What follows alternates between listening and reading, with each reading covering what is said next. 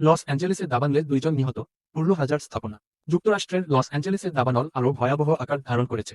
দেশটির শিল্প, বাণিজ্য ও আর্থিক কর্মকাণ্ডের অন্যতম প্রধান কেন্দ্র হল লস অ্যাঞ্জেলস।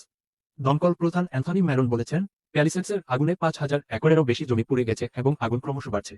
তিনি আরও বলেন, আগুনে প্রায় 1,000টি স্থাপনা ধ্বংস হয়ে গেছে। লস অ্যাঞ্জেলেস কাউন্টি ফায়ার ডিপার্টমেন্টের প্রধান বুধবার এক সংবাদ সম্মেলনে জানান, পাসাডেনা শহরের কাছে ইটনের আগুনে 2 জন নিহত এবং একাধিক আহত হয়েছেন। সর্বশেষ আগুনের আকার এখন প্রায় দ্বিগুণ হয়ে 2,227 একর পর্যন্ত বিস্তৃত হয়ে পড়েছে। দক্ষিণ ক্যালিফোর্নিয়া জুড়ে ছড়িয়ে পড়া অন্যান্য দাবানলের মতো এর 0% নিয়ন্ত্রণে আনা সম্ভব হয়নি। দমকল বিভাগ বলছে, ভূখণ্ডে প্রবেশ করা এবং তীব্র বাতাসের গতির সঙ্গে তাদের মোকাবিলা করতে হচ্ছে। আগুন নিয়ন্ত্রণে 700 জন অগ্নিনির্বাপক কর্মী নিযুক্ত আছেন। স্থানীয় কর্মকর্তারা বলছেন, আগুন পূর্ব এবং পশ্চিম উভয় দিকেই বিপজ্জনকভাবে জ্বলছে। স্থানীয় সময় মঙ্গলবার সকাল প্রায় 10:30 দিকে আগুনের সূত্রপাত হয় এবং ঘন্টায় 50 মাইল 80 কিলোমিটার গতির দমকা বাতাস এবং অবিশ্বাস্যভাবে শুষ্ক অবস্থার কারণে আগুন ব্যাপকভাবে ছড়িয়ে পড়েছে। Los Angeles County fire chief Anthony Marrone বলেছেন, প্যাসিফিক প্যালিসেডস বিপদমুক্ত নয়।